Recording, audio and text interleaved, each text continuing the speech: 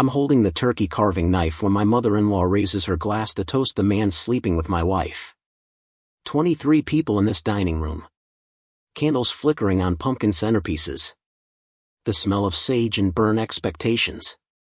And Janet, my wife's mother, stands at the head of the table like she's announcing a lottery winner, smiling at Derek, the guy my wife met at her book club 3 months ago. Not a book club. A lie club. But I'm getting ahead of myself. Before we jump back in, tell us where you're tuning in from, and if this story touches you, make sure you're subscribed because tomorrow I've saved something extra special for you. My name's Connor. 34 years old. Married for 8 years. I work in commercial construction management, the kind of job where you wear a hard hat more than a tie and your phone buzzes with budget overruns at dinner time. I'm the guy who reads blueprints like other men read box scores, who can tell you the load capacity of a steel beam faster than I can remember our anniversary. Not because I don't care. Because numbers are honest and schedules don't gaslight you. This Thanksgiving was supposed to be simple. 20 pounds of turkey at Janet and Roger's Colonial in the suburbs. The same suburb where every lawn looks negotiated by committee and every driveway hosts an SUV that's never seen mud. My wife Sarah grew up 3 blocks from here in a house that photographs well but feels like a museum. Her parents collect appearances the way some people collect stamps. I grew up different. My dad ran a small plumbing business. My mom kept books in a spare bedroom that doubled as an office. We had 1 bathroom and 0 pretense. Dinner was at 6 because that's when my father's hands were finally clean. When I met Sarah in college, I thought we were building something new. Turns out she was renovating me back toward something old. The problems started small, the way foundation cracks do.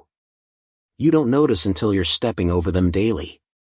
6 months ago, Sarah joined a book club. Adult fiction, wine, intellectual conversation, she said. Every Thursday night. She'd come home smelling like Pinot Grigio and talking about novels I'd never heard of with plots she could barely remember.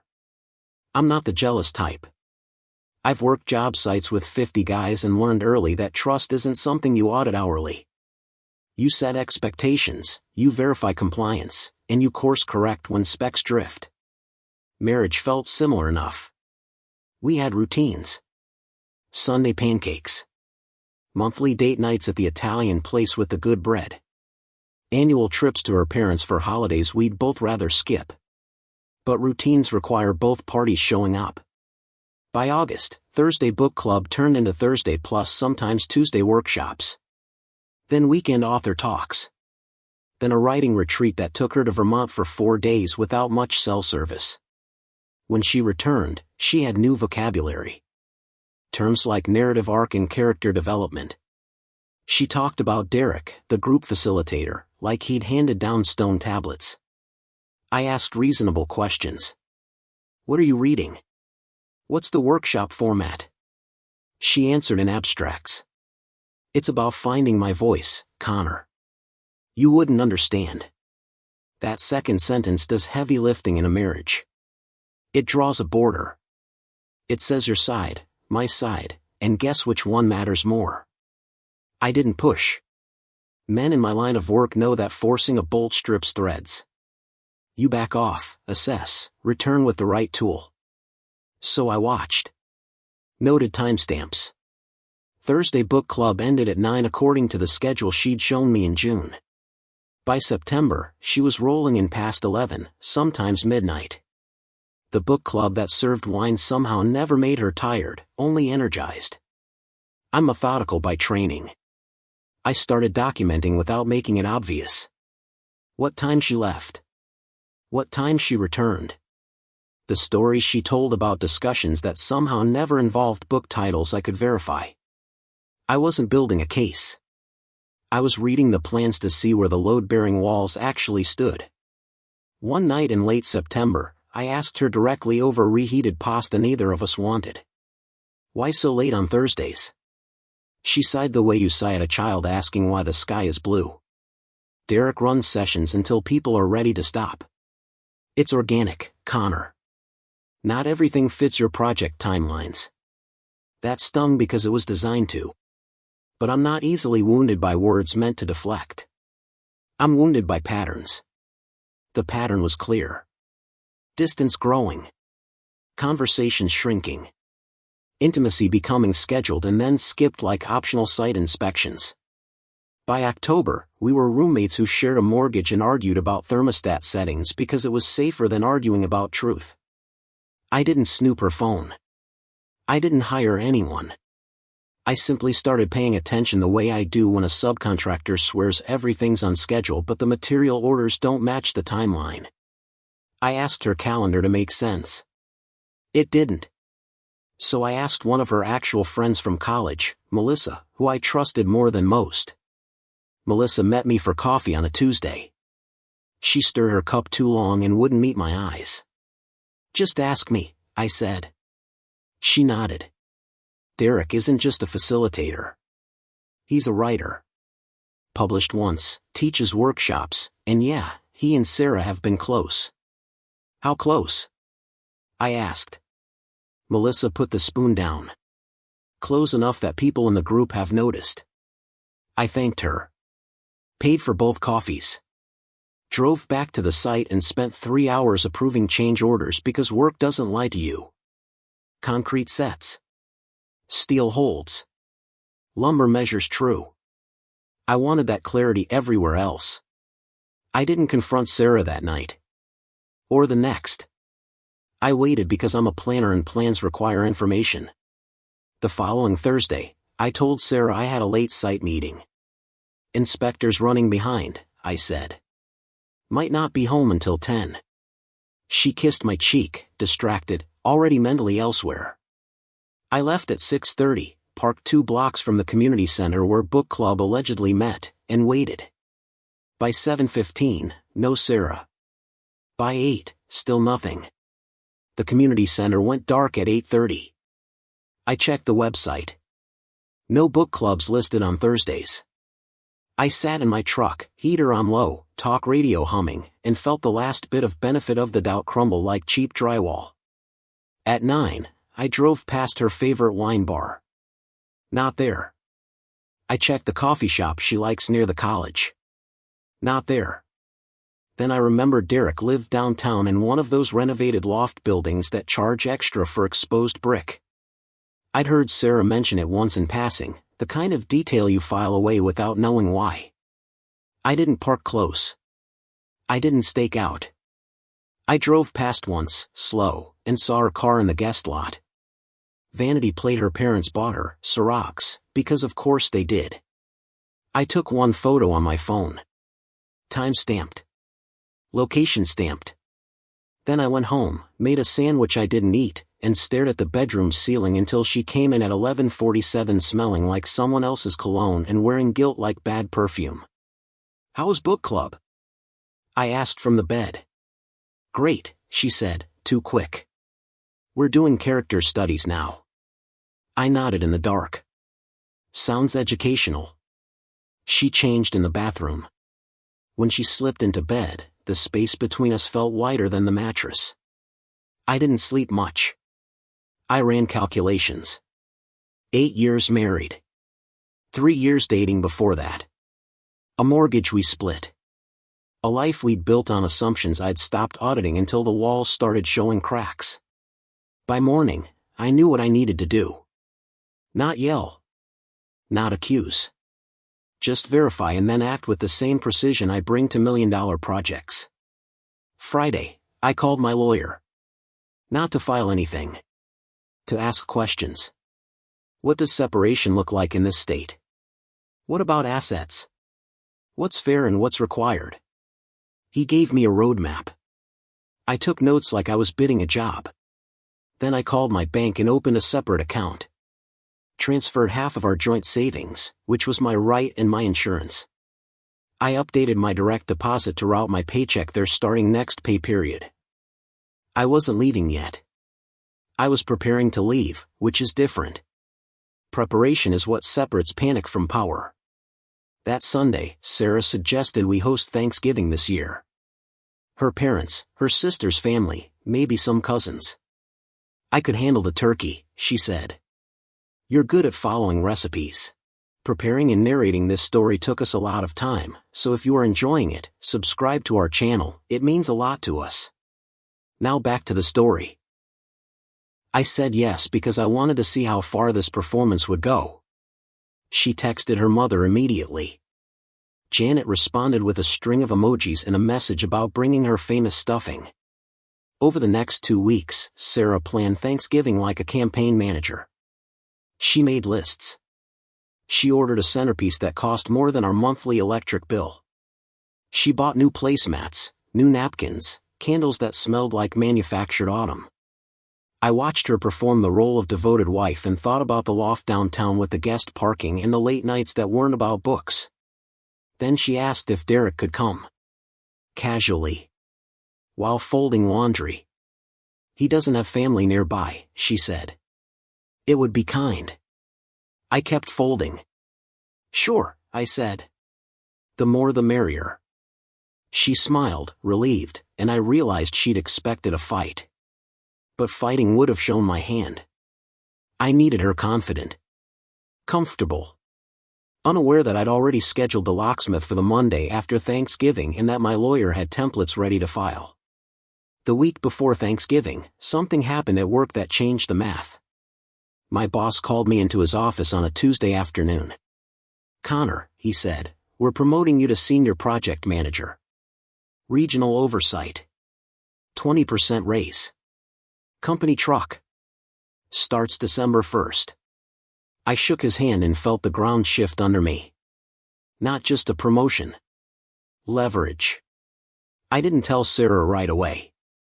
I sat on it like a card I wasn't ready to play. That night, she talked about Thanksgiving seating arrangements, which aunt shouldn't sit near which uncle, where Derek would fit in the configuration. I nodded and made notes on my phone that had nothing to do with seating charts and everything to do with exit strategies. By Wednesday, the house smelled like preparation. Sarah baked pies. I prepped the turkey, brining it in a cooler on the back porch the way my dad taught me. We moved around each other like coworkers on a job site. Polite. Efficient. Strangers in matching hard hats.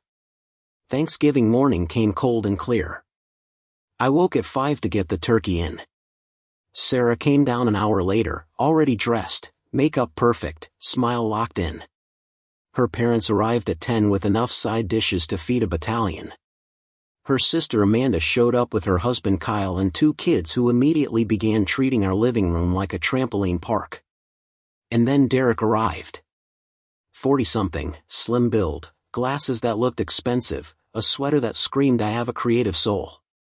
He brought wine and a smile and the kind of confidence you only get when you think you're smarter than the room. Sarah hugged him at the door. Long familiar. Her mother watched approvingly. I shook his hand. Firm. Professional. Connor, I said. I've heard a lot about your workshops. He smiled. All good things, I hope. I nodded. Educational, I said. He didn't catch the edge. Sarah did. She shot me a look that said behave. I just smiled and offered him a beer. The afternoon unfolded like theater. Everyone performing their roles. Janet held court in the kitchen, directing traffic, praising Sarah's hosting skills, making sure everyone knew what a wonderful daughter she'd raised. Roger, Sarah's father, planted himself in front of the football game and made occasional grunts that could have been commentary or digestion. Derek floated. He complimented the house. He asked intelligent questions about crown molding and hardwood floors. He helped set the table with the kind of enthusiasm that says I'm trying to fit in. Sarah stayed close to him. Not obvious. But I'd been watching long enough to read the blueprint. A touch on the arm hair. A shared laugh there. Her mother noticed too. She beamed like a woman watching a daughter make a smart trade. By 4, we gathered around the table. 23 people wedged into a dining room meant for 12. I carved the turkey at the head of the table while Janet stood at the other end with a glass of wine that wasn't her first.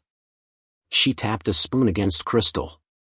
Everyone, she said, her voice carrying that false warmth wealthy women perfect over decades of charity luncheons. I want to say how grateful I am that we're all here. Family. Friends. She paused, looked at Derek, then at Sarah. And new friends who've brought so much light into our lives recently. The room went quiet in that expectant way. Amanda's kids stopped fidgeting. Roger looked up from his plate. I kept carving, knife moving through turkey breast with the same steady pressure you use to separate what's useful from what's waste. Janet continued. This year has been one of growth for Sarah. She's found her voice. Her passion. And I think we all owe a debt of gratitude to Derek for helping her rediscover herself. She raised her glass. To Derek. For reminding Sarah that life is full of new chapters. The table erupted in polite applause. Glasses lifted. Derek did the humble nod. Sarah's face flushed in a way that would have looked like embarrassment if I didn't know better. It was pride. Validation from the jury that mattered most to her. Her family had just blessed the affair at my Thanksgiving table while I held a carving knife and a smile that could cut deeper than steel. I set the knife down. Picked up my own glass. Let the room settle into that post-toast hum where people think the moment's passed. Then I stood. Not aggressive. Just tall enough to shift the energy. Actually, I said, my voice level, since we're sharing gratitude in new chapters, I have an announcement too. Sarah's eyes went wide. Janet's smile froze. Derek looked like a man who suddenly realized he'd walked onto the wrong job site. I got promoted this week, I continued. Senior Project Manager. Regional Oversight. 20% raise. Company truck. Starts December 1st. I let that land. Watched faces recalculate. Roger nodded, the first real attention he'd paid all day. Amanda's husband Kyle raised his beer. Congrats, man, he said. I wasn't done. It's a big opportunity. New responsibilities. Which means I'll need to make some changes at home to stay focused. Streamline things. Eliminate distractions. I looked at Sarah. Then at Derek. Then back at the table of people who thought they were watching a simple promotion announcement. So I want to thank everyone for coming today. For celebrating family. And for being here to witness the moment I start my next chapter. The silence that followed wasn't polite. It was the kind you hear right before a structure fails inspection. Janet's glass trembled slightly. Sarah's face went from red to pale.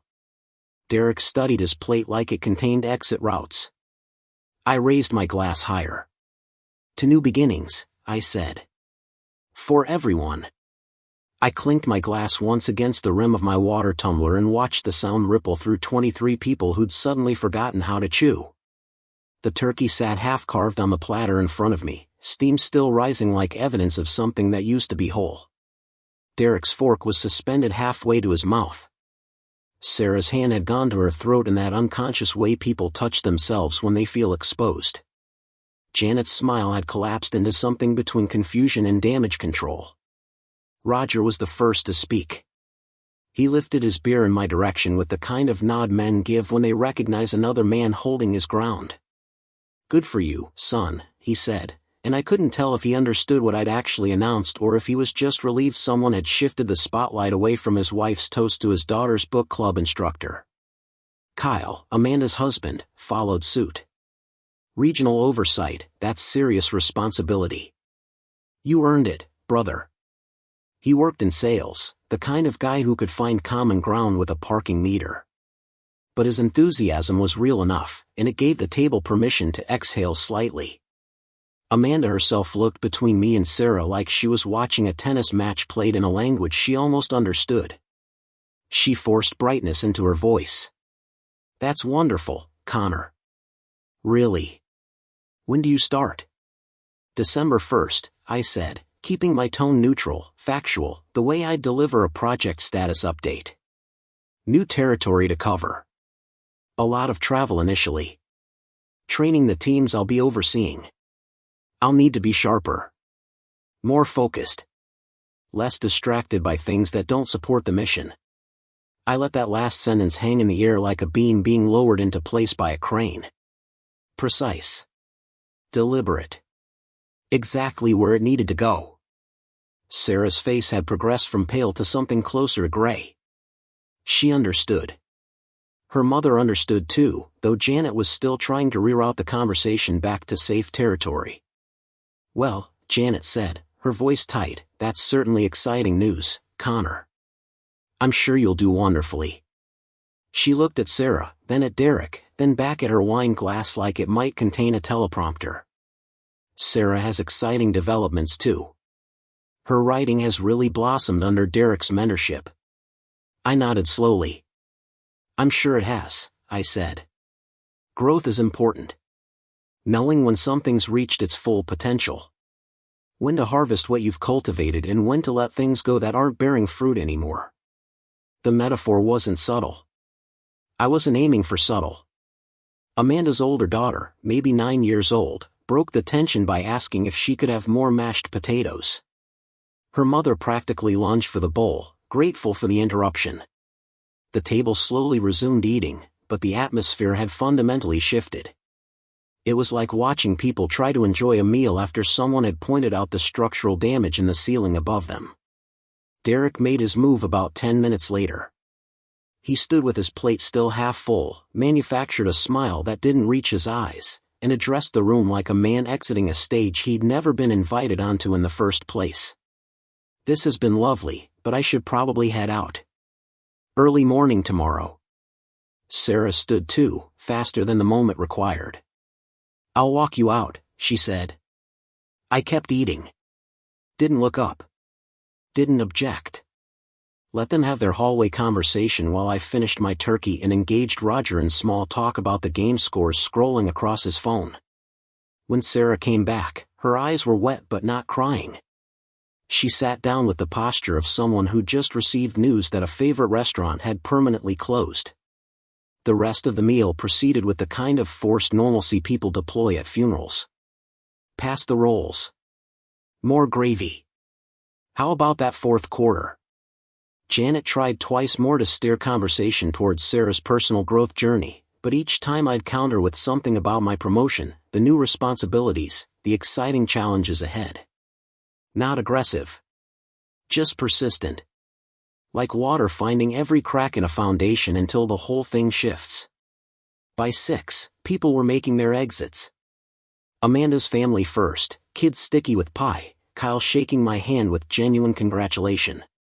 Roger clapped my shoulder on his way out, said something about hard work paying off, then headed to his car without much ceremony. Janet lingered, helping Sarah clear dishes with the kind of silent communication mothers and daughters have when words would be too dangerous. I was loading the dishwasher when I heard Janet's voice from the kitchen, low but not quite low enough. "You need to talk to him. Tonight. This doesn't have to be what it looks like." Sarah's response was quieter, indistinct. Then Janet again, sharper. "You've worked too hard on yourself to let this derail you now." I closed the dishwasher with more force than necessary, just enough to announce my presence. Janet appeared in the doorway, purse already on her shoulder, smile reinstalled. "Connor, thank you for hosting. The turkey was perfect." I nodded. "Glad you could make it." She hesitated, searching for something else to say, then seemed to decide against it. She kissed Sarah's cheek, told her to call tomorrow, and left. The house felt enormous once everyone was gone. Sarah and I moved through cleanup like dancers who'd forgotten the choreography. She scraped plates. I wrapped leftovers. She wiped counters. I took out trash. Every movement careful, deliberate, designed not to accidentally make contact. Finally, she spoke. That was cruel. Her voice wasn't angry. It was something worse. Disappointed. Like I'd failed a test I hadn't known I was taking. I kept my back to her, tying off a garbage bag. Cruel how? By announcing good news? By being grateful for professional advancement? She made a sound between a laugh and a sob. "You know what you did. You humiliated me." Humiliated Derek. In front of my entire family. I turned to face her then. She was standing by the sink, arms crossed, defensive but also genuinely hurt. That's the thing about people who've convinced themselves their version of reality is the only one. When someone holds up a mirror, they think it's an attack. I didn't humiliate anyone, I said, keeping my voice level. I made an announcement. Your mother made one too. We both celebrated new chapters. Isn't that what tonight was about? Sarah's eyes narrowed. Don't play dumb, Connor. You stood up right after she toasted Derek and made it sound like you're leaving me. Are you? The question sat between us like a document waiting for a signature. I could have said yes. Could have laid it all out right there, the surveillance, the loft downtown, the lawyer consultations, the separate bank account. But I'm a project manager. I know the value of timing. Premature execution leads to cost overruns and scope creep. I'm making changes, I said finally. The promotion requires it. I need to focus on my career. On my future. On building something stable. She heard what I didn't say. The implication that she wasn't part of that stable future hung in the air like a failed inspection report. We need to talk, she said. Really talk. Not now, I replied. I'm exhausted. Tomorrow. We'll talk tomorrow. I left her in the kitchen and went upstairs to the guest bedroom. We'd been sleeping in separate rooms for 3 weeks already.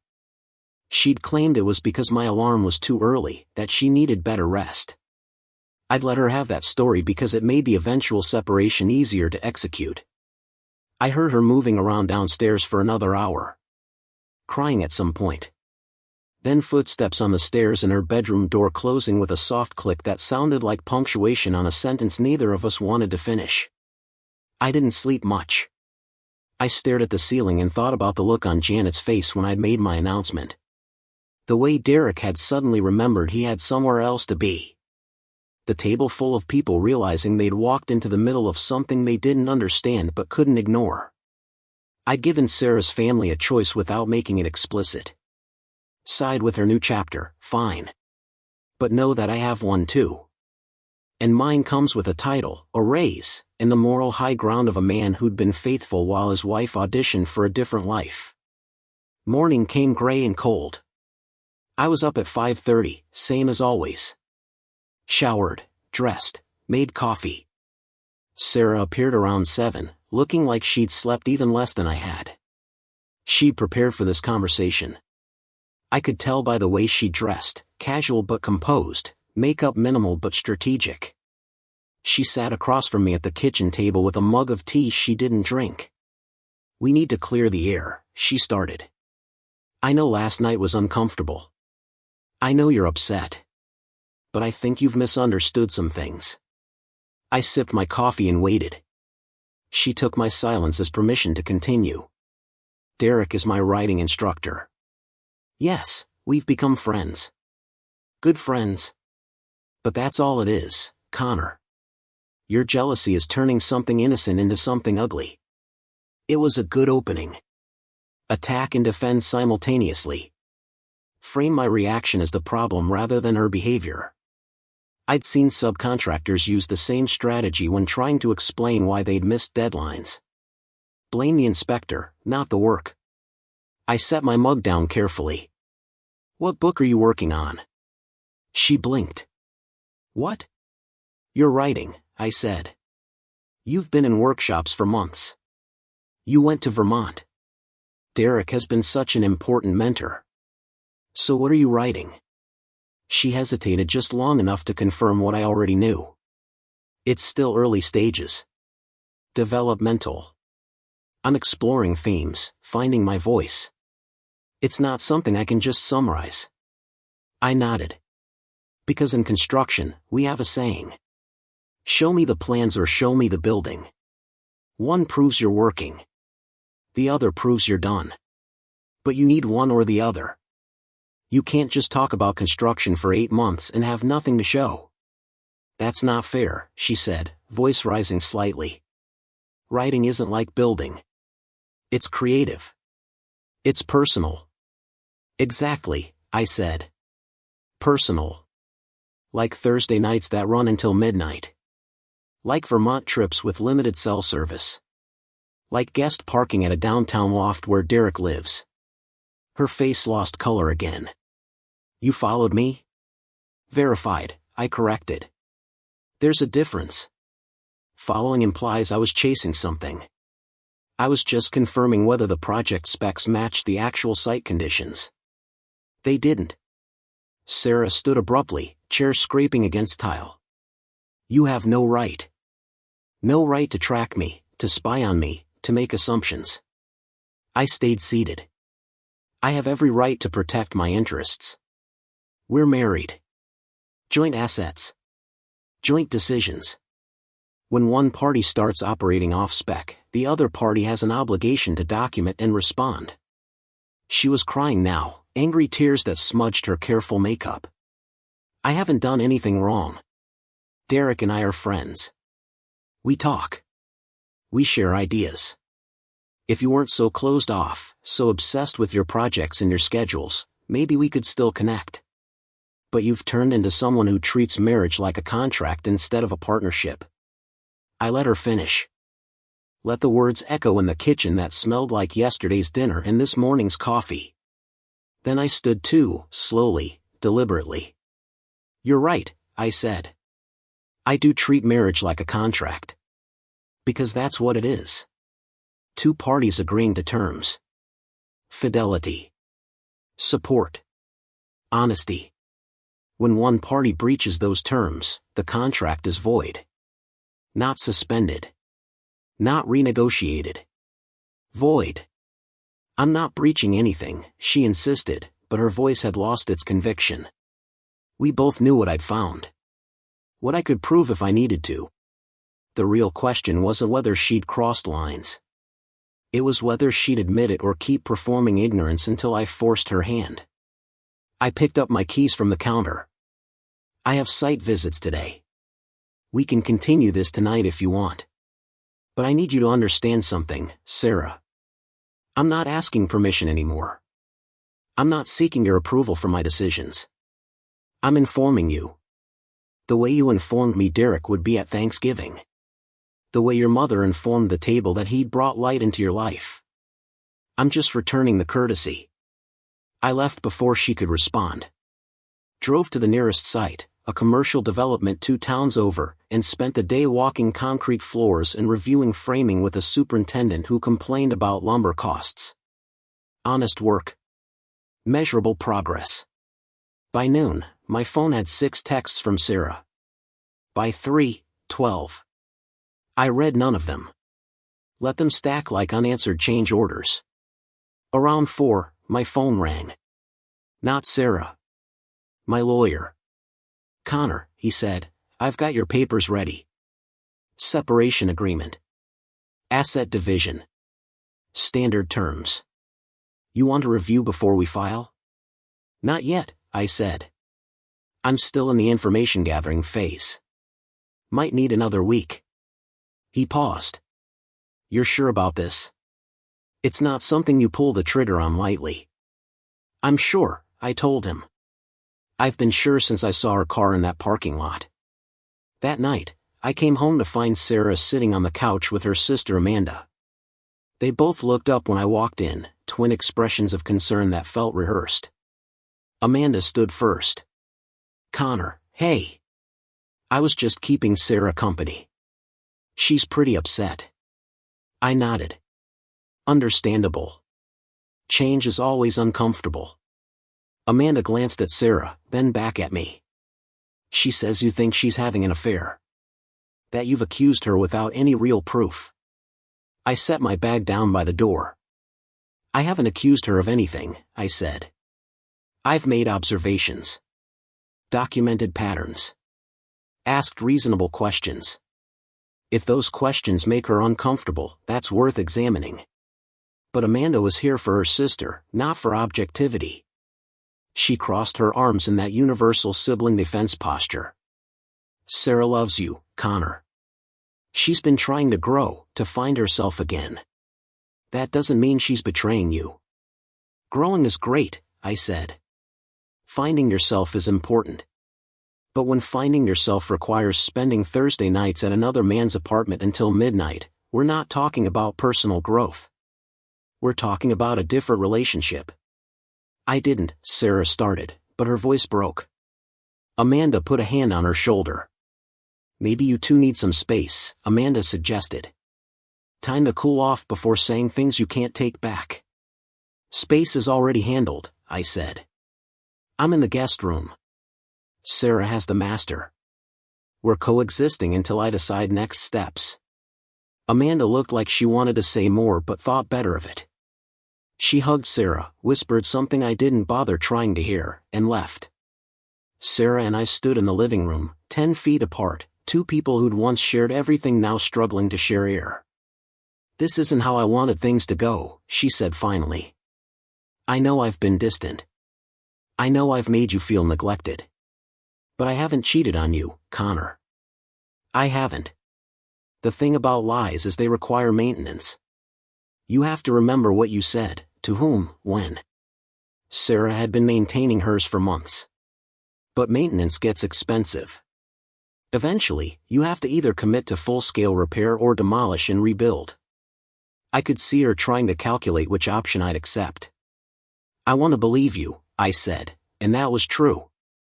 Part of me genuinely did. The part that remembered our wedding day. Our first apartment. The way she used to laugh at my terrible jokes. But belief requires evidence. And the evidence I had pointed in a different direction. You spend multiple nights a week with Derek, I continued.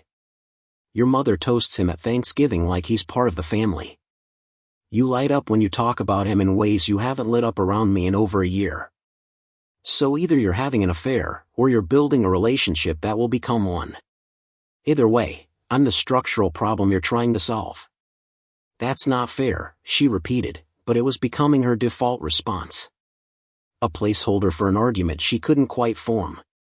Life isn't fair, I said. Projects go over budget. Timelines slip. Materials fail inspection. You adapt. You mitigate risk. You protect your interests. That's what I'm doing. She wiped her eyes, mascara tracking down her cheeks. What does that mean? Protecting your interests? It means I've made arrangements, I said. Financial. Legal. Practical. If this marriage is ending, I'm not going to be caught unprepared. If it's not ending, if you're willing to be honest and make real changes, then we can talk about repair. But the repair starts with truth. Complete truth. Not the version you think I'll accept. Sarah looked at me like I'd become someone she didn't recognize. Maybe I had. Maybe that's what happens when you spend enough time reading plans that don't match the actual structure. You stop trusting the drawings and start trusting the measurements. And my measurements all pointed the same direction. I'm going upstairs, I said. You should think about what you want to tell me. Not what you think I want to hear. What's actually true. Because tomorrow I'm calling my lawyer back. And depending on what you say tonight, I'm either putting those papers on hold or I'm filing them. I didn't wait for a response. Just headed up to the guest room, closed the door, and sat on the bed that had become more familiar than the one I'd shared with her for 8 years. My phone buzzed. A text from Dan, my best friend from college. Heard about the promotion. Drinks tomorrow to celebrate? I typed back a quick yes. Then added, might have other news too. He responded immediately. Good news or paperwork news? Both, I sent. Then turned my phone face down and stared at the wall. Downstairs, I could hear Sarah moving around. Cabinets opening and closing. Water running. The sounds of someone trying to busy themselves into a solution. But some problems don't solve themselves. They require decisions. And I'd made mine weeks ago. I was just giving her a chance to make hers before the hammer fell. Around 10, my phone buzzed again. Sarah. Can we talk? I'm ready. I went downstairs. She was sitting at the kitchen table, same spot as this morning, but she looked smaller now. Defeated. She'd been crying more. Her hands were wrapped around a mug of tea that had gone cold. I sat across from her and waited. She took a breath that shook on the exhale. "You're right," she said quietly. "Not about everything. But about some things. I pulled back from you. I got caught up in something that felt exciting and new. Derek made me feel seen in ways I hadn't felt in a long time. But I didn't sleep with him, Connor. I swear. We've kissed. Once. Maybe twice. But it didn't go further." The admission landed like a failed load test. Not catastrophic, but confirming structural weakness. I kept my expression neutral. "When?" "Last month," she said. "After a workshop. We'd been drinking wine. It just happened. I felt terrible. I told him it couldn't happen again. But you kept going to workshops," I said. "Kept spending nights at his place." She nodded miserably. "I know. I know how it looks. But I was trying to figure out what I wanted. Whether this marriage was still what I needed or if I'd outgrown it." There it was. The truth beneath the truth. She hadn't been unfaithful in the technical sense. She'd been auditioning. Testing the waters. Seeing if Derek could offer something I couldn't. And she'd done it while still sleeping in my house, eating my food, accepting my paycheck contributions to our joint account. She'd hedged her bets. And now that I'd called the hand, she was trying to minimize losses. "Outgrown it," I repeated. "Like a pair of shoes." She flinched. "That came out wrong. I just meant that maybe we've changed. Maybe we want different things now." "Maybe," I agreed. "But here's the problem, Sarah. You don't get to use our marriage as a safety net while you figure that out. You don't get to keep one foot in and one foot out. That's not fair to either of us." "I know," she whispered. "So what do you want?" I asked. "Not what your mother wants. Not what Derek offers. What do you actually want?" She was quiet for a long time. When she finally spoke, her voice was small. "I don't know." "That's the answer I needed," I said. I stood up, chair scraping the same tile it had scraped that morning. "When you figure it out, let me know. Until then, we're separated. You stay here. I'll stay with Dan for a while. We split bills 50-50. No drama. No fights. Just space." "Connor, wait," she said, reaching across the table. I pulled back before she could touch me. "This isn't negotiable," I said. "You've been trying to have it both ways for months. I'm taking that option off the table. Figure out what you want. Then we'll talk about what happens next." I went upstairs, packed a bag with a week's worth of clothes, and grabbed my laptop and files. Sarah followed me, standing in the doorway of the guest room like she wanted to say something that might change the trajectory. But there was nothing left to say. Not tonight. Maybe not ever. I loaded my truck in silence, engine running in the driveway, breath fogging in the November cold.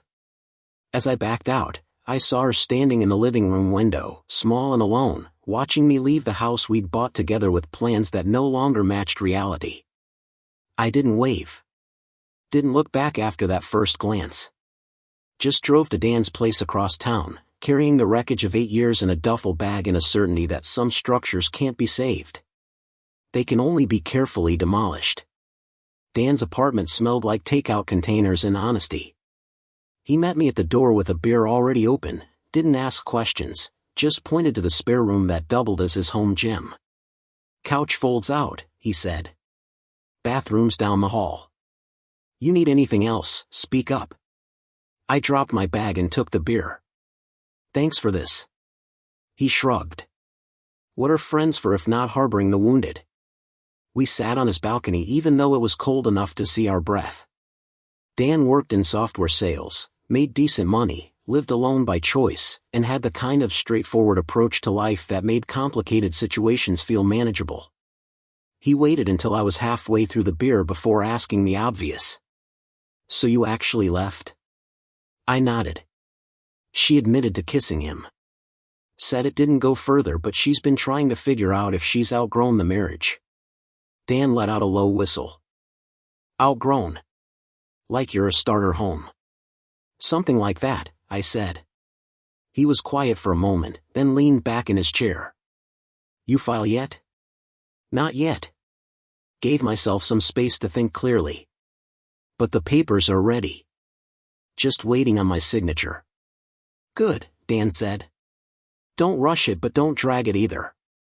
Limbo helps nobody. We finished our beers and went inside. He ordered pizza. We watched a game neither of us cared about. It was exactly what I needed. No performance. No script.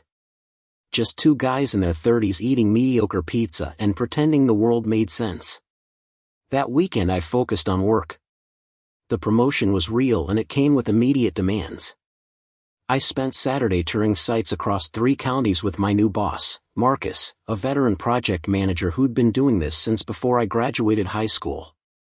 He showed me the territory, introduced me to site supers, walked me through budgets that made my previous projects look like lawn work. This is big league now, he said over lunch at a diner that served coffee thick enough to stand a spoon in. You screw up here, it's not just your ass. It's mine, the company's, and about 200 jobs downstream. No pressure. I appreciated the honesty. Pressure I could handle. Ambiguity was what killed you. We drove back in his truck, talk radio low, and he asked the question I had been waiting for. You good at home? Heard through the grapevine you might be dealing with some personal stuff. Word travels fast, I said. Separated as of Thursday. Still working out details. He nodded, eyes on the road. Wife? Yeah. She found someone more interesting. He grunted. They usually think they do. Then 6 months later they realize interesting doesn't pay the mortgage. You want my advice? Always. Don't make big decisions angry, he said. But don't let guilt make them for you either. You know what happened. You know what you saw. Trust that. The rest is just noise. I filed that away with the other wisdom I'd collected from men who'd survived their own shipwrecks. By Sunday evening I was back at Dan's, sorting through emails and contract revisions, when my phone rang. Sarah. I let it go to voicemail. She called again an hour later. Then texted. We need to talk about logistics. The house. Bills. I responded with bullet points. Clinical. Professional. The way I'd handle a contractor I no longer trusted but still had to work with. Monday morning I met with my lawyer. His office smelled like old books and expensive wood polish. He laid out the separation agreement on his desk like a blueprint. This is standard, he said. Equitable division of assets. You keep your retirement. She keeps hers.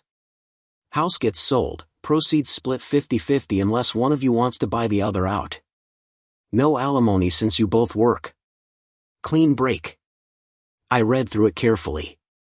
Found it fair. Signed my name on the line that said petitioner. He witnessed it and slid it into a folder. I'll have it served this week, he said. She'll have 30 days to respond. After that we can finalize. I shook his hand and left feeling lighter than I had in months. Not happy exactly. But unburdened. Like I'd finally set down a toolbox I'd been carrying up a ladder for too long.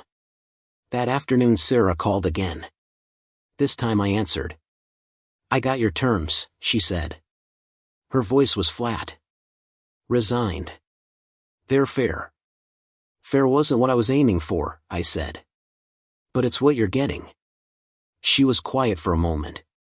When did you become so cold? When lying became your default, I answered. She hung up. I didn't call back. Thanksgiving had been the pivot point, but the real work happened in the weeks after. I settled into life at Dan's. Kept my routines. Early mornings. Site visits. Evening runs that cleared my head. Dan and I developed an easy rhythm. He worked from home most days, so we'd have coffee together at 6, talk through our schedules, then go our separate ways until dinner. Some nights we'd cook. Some nights we'd order in. It was simple. Functional.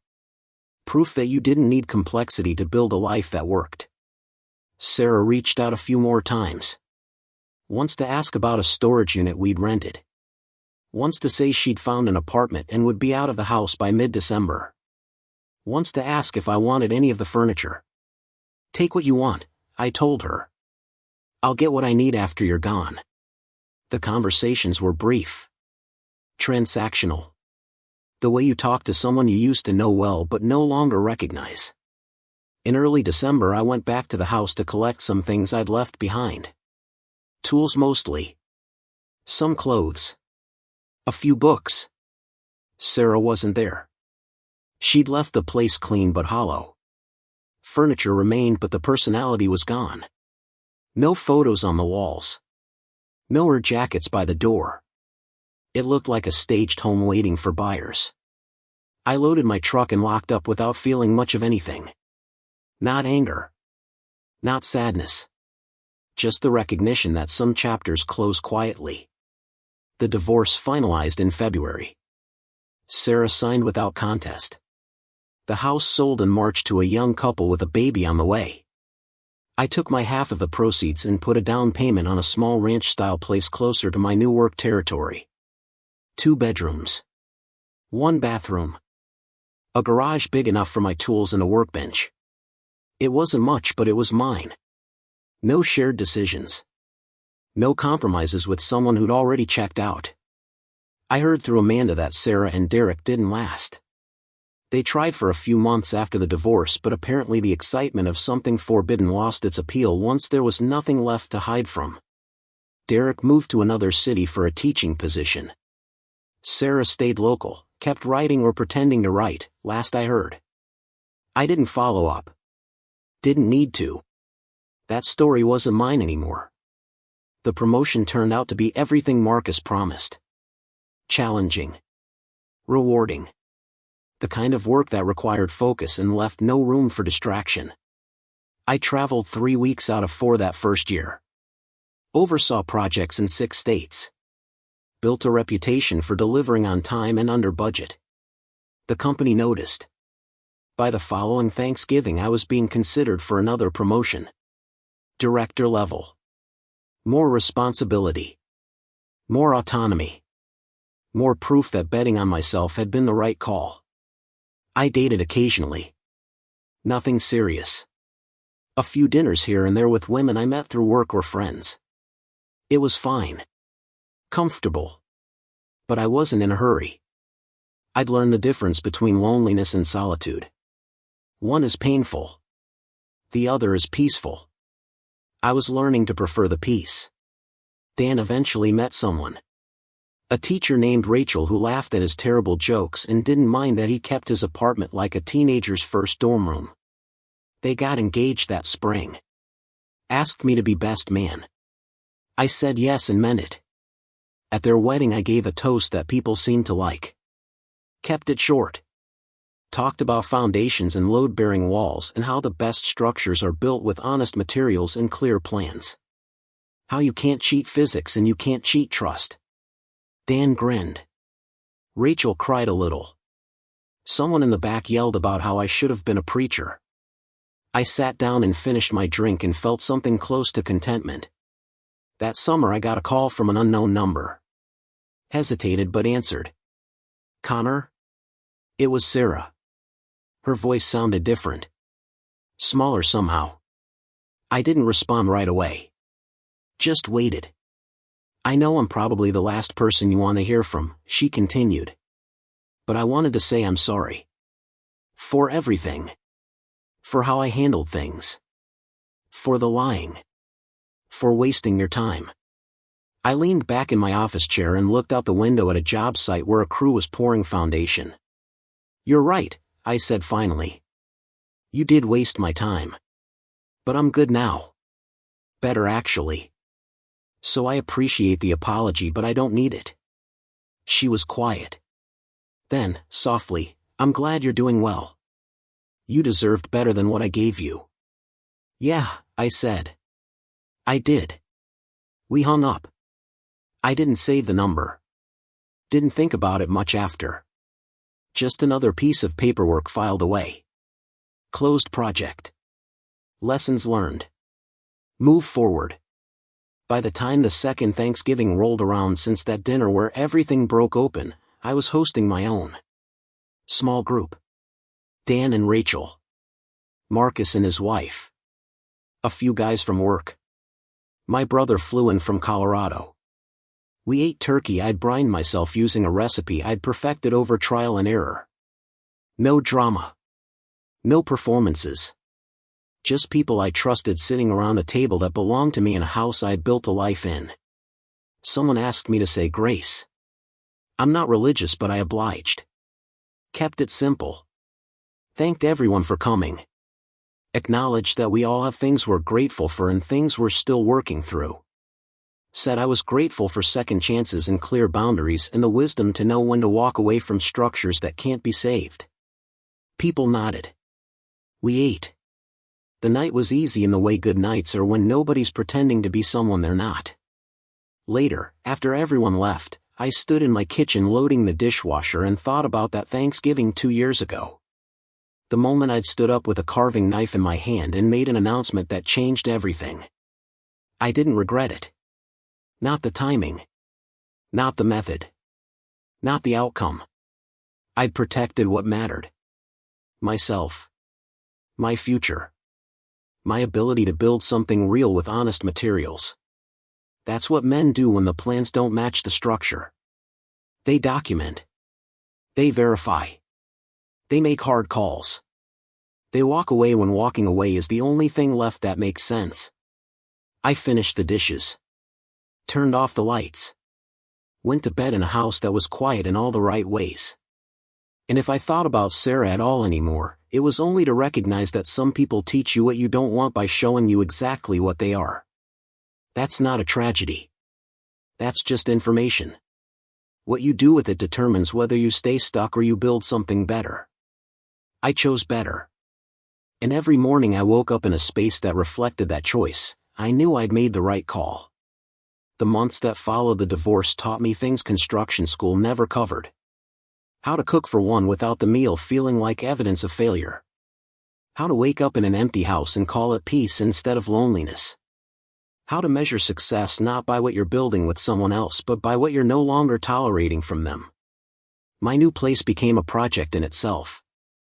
I gutted the kitchen first, pulled out cabinets that had been installed sometime during the Reagan administration, and replaced them with simple birch units I assembled myself on weekends. Therapeutic work.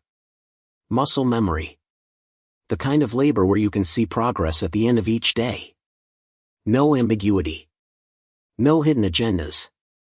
Just wood, screws, and a level that never lied about whether something was straight. Dan would come by some Saturdays to help or mostly to supervise while drinking my beer and offering commentary.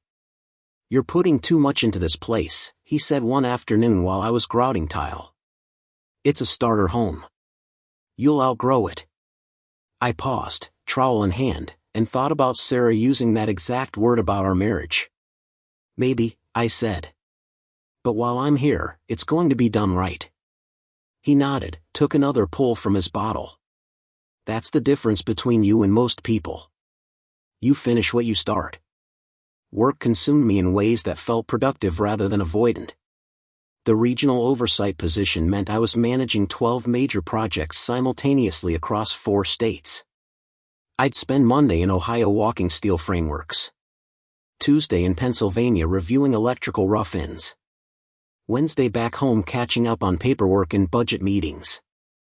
Thursday and Friday split between site inspections and conference calls with architects who designed things that looked impressive in renderings but created nightmares for the people who had to actually build them.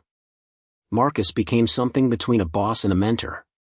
He'd been divorced twice, had 3 kids from 2 marriages, and carried himself with the calm of someone who'd already survived his worst days.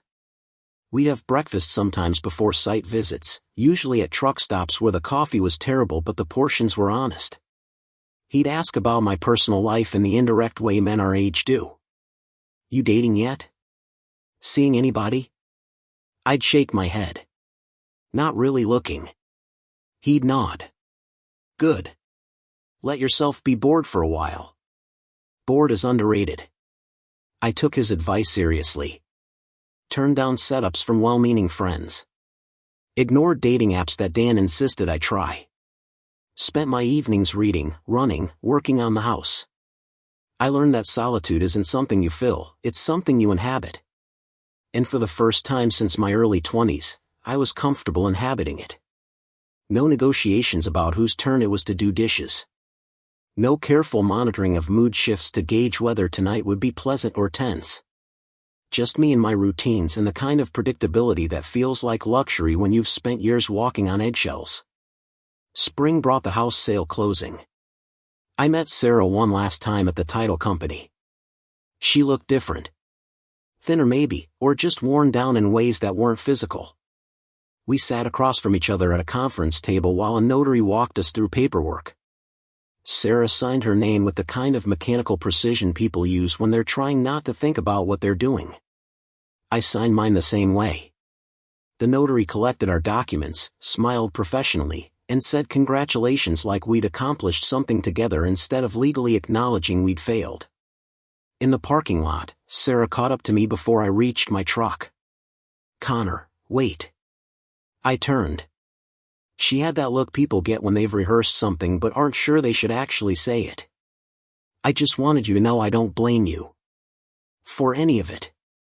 I mean, I do, partially, but I also know I made choices that led here. I nodded, hand on my door handle.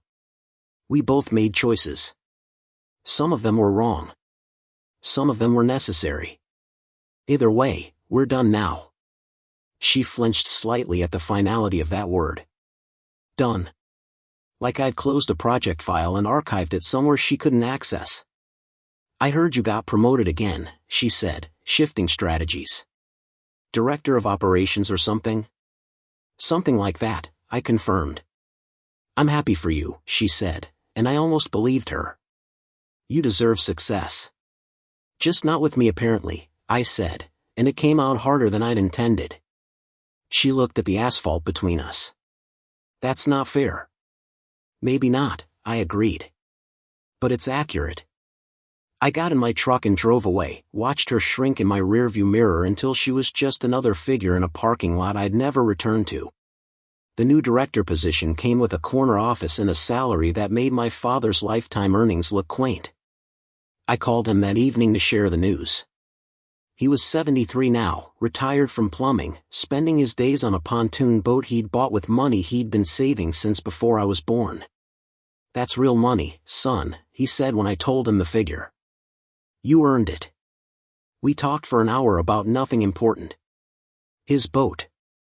My house projects. The weather.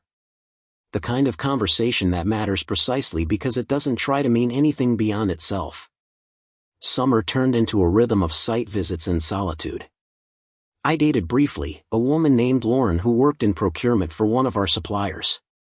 She was smart, funny, had her life together in all the ways that should have mattered. We saw each other for about 2 months. Dinners. A weekend trip to a cabin in the mountains. Easy company. But when she started talking about meeting each other's families, about planning holidays together, I felt something in my chest constrict like a valve closing. I ended it gently over coffee, told her I wasn't ready, that she deserved someone who was. She took it better than I expected. Said she'd suspected. Hoped she was wrong but understood. We shook hands like professionals closing a deal neither of us had wanted to walk away from but both knew we should. Dan's wedding that fall gave me something to focus on beyond work and solitude. Best man duties. Bachelor party planning. Speech writing. I threw myself into it the way I approached job sites, with checklists and contingency plans. The bachelor party was a weekend in Nashville. Moderate drinking. Live music. No strip clubs or stupidity. Just 12 guys in their 30s acting like they were still 25 but going to bed by midnight because hangovers lasted 3 days now instead of 3 hours. On the last night, sitting on a rooftop bar overlooking Broadway, Dan asked me the question I'd been waiting for. "You good with this? With me getting married after what you went through?" I sipped my whiskey and watched tourists stumble between honky-tonks below. "I'm great with it," I said honestly. "You found someone who shows up. Who doesn't audition for other roles while she's in yours. That's worth celebrating." He nodded, satisfied. "You'll find that too. Eventually." "Maybe," I said. "Or maybe I won't. Either way, I'm good." The wedding itself was simple. Backyard ceremony. String lights and folding chairs. Rachel looked happy in the way people do when they're not performing happiness for anyone. Dan looked terrified and thrilled in equal measure. I gave my toast about foundations and trust and how the best structures are built with materials that don't pretend to be something they're not. People laughed. People cried. I sat down feeling like I'd said something true even if I hadn't fully figured out how to apply it to my own life yet. That winter I finally heard the full story about Sarah and Derek through the grapevine. Amanda told her husband Kyle, who told Dan, who told me over beers one Friday. Apparently they'd lasted about 4 months after the divorce before Derek got a teaching opportunity in Portland and Sarah refused to leave. They tried long distance for a while but it fizzled. Sarah had moved back in with her parents temporarily, was working part-time at a bookstore, still claiming to be working on her novel. I absorbed this information with the detachment you feel hearing about strangers. Not satisfaction. Not vindication. Just the mild interest you have in how a story you're no longer part of concluded. My second Christmas alone I spent at my dad's place. Just the two of us, some steaks on the grill, college bowl games on TV. He didn't ask about Sarah. Didn't offer advice I hadn't requested. We just existed in each other's company the way fathers and sons do when they've moved past needing to explain themselves. On Christmas morning he handed me a wrapped package, small and heavy. Inside was his old socket set, the one he'd taught me to use when I was 12. "You're building a life," he said simply. "Might as well have good tools." I thanked him and meant it more than I could articulate. The new year brought another promotion opportunity. Vice President of Operations. It would mean relocating to corporate headquarters 3 states away. More money. More responsibility. Less time in the field and more time in boardrooms. I thought about it for exactly 1 weekend before accepting. Nothing tied me to this city anymore. The house could be rented. Dan and Rachel would still be a phone call away. My father would understand. Sometimes growth requires relocation. I put the house on the rental market and found a tenant within a week. Young couple. Both teachers. Reminded me of who Sarah and I had been when we started, before the foundation shifted. I hoped they'd have better luck. Packed my essentials and drove west on a Tuesday morning in February, everything I actually needed fitting in the bed of my truck with room to spare. The radio played oldies. The roads were clear. I felt something close to excitement for the first time in years. Corporate life suited me in unexpected ways. The politics were clearer than job site dynamics. The metrics were quantifiable. Success looked like numbers in the right columns and projects delivered on schedule. I thrived in the structure of it. Within 6 months I'd streamlined operations enough to cut costs by 18% while improving delivery times. The CEO noticed. Put me on fast track for executive leadership. Started inviting me to strategy sessions where decisions about the company's future were made. I bought a condo downtown. High rise. Floor-to-ceiling windows. View of the river and the city lights. Furnished it simply. No clutter. No collections of things I didn't use. Just what served a function and nothing more. It felt like living in a well-organized toolbox. Everything in its place. Everything accessible. Nothing wasted. Dan visited once, stood in my living room looking around at the minimal furniture and clean lines. "This is the most divorced apartment I've ever seen," he said, but he was smiling. "You love it though." "I do," I admitted. "I really do." Dating happened occasionally but without urgency. I'd meet someone at a work function or through mutual friends. Have dinner. Maybe see them a few times. But I'd learned to recognize the signs early when someone was looking for something I couldn't provide. The need for constant communication. The expectation of planning months ahead. The subtle pressure to define what we were before we'd figured out if we wanted to be anything. I'd end things politely before they gained momentum. Not because the women weren't great. They usually were. But because I'd become someone who valued his peace more than the possibility of disrupting it. By the time the third Thanksgiving since my divorce rolled around, I was hosting again. Smaller group this time. Just Dan and Rachel, who'd flown in for the long weekend. My father, who'd made the drive in his old pickup. Marcus and his current wife, a kind woman named Patricia who laughed easily and didn't take herself too seriously. We ate turkey I'd ordered from a local place because I'd stopped pretending I enjoyed cooking large meals. The conversation was easy. The wine was decent. Nobody asked me about my relationship status or when I'd settled down or whether I was lonely. After dinner, while others watched football, Marcus and I stood on my balcony in the cold. "You did good, kid," he said, looking out at the city lights. 3 years ago you were going through hell. Now look at you. VP at 37. Respect across the company. Built yourself back up from scratch. I shrugged, uncomfortable with the praise but not disagreeing. Just kept moving forward. That's all any of us can do. He nodded. You know what the difference is between guys who make it through divorce intact and guys who don't? I waited. The ones who make it stop trying to fix what broke. They accept it. Learn from it. Then build something new instead of rebuilding what failed.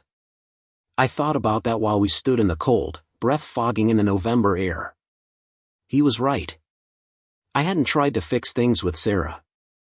Hadn't chased closure or understanding or any of the things people said you needed to move on. I just moved. Put one foot in front of the other. Showed up to work. Improved my situation. Let time do what time does when you don't fight it. And somehow, without trying, I'd ended up here. Successful. Stable. Content in ways I hadn't been even in the good years of my marriage. We went back inside. Watched the game. Ate pie. By 10 everyone was heading out, full and tired in the good way. I hugged my father goodbye, felt his hand pat my back 3 times, solid and reassuring. Dan and Rachel left last, promising to visit again soon. I closed the door behind them and stood in my living room, looking at the dishes that needed washing and the furniture that would stay exactly where I'd put it because no one was going to move it to suit their preferences. I cleaned up slowly, putting away leftovers, loading the dishwasher, wiping down counters. Small tasks that added up to order. Outside the windows, the city glowed with lives being lived in 1,000 different apartments. Some of them probably miserable. Some of them probably perfect. Most of them somewhere in between, muddling through like everyone does. I thought about Sarah briefly, wondered if she'd spent today with her family, if Derek had ever crossed her mind the way she occasionally still crossed mine. Not with longing. Just with the curiosity you have about paths not taken and disasters narrowly avoided. I turned off the lights and went to bed in a space that was entirely mine. No compromises. No negotiations. No wondering if someone was telling me the truth or just a version of it they thought I'd accept. Just silence and certainty and the knowledge that I'd walked away from something broken and built something better in its place. Not perfect. But honest.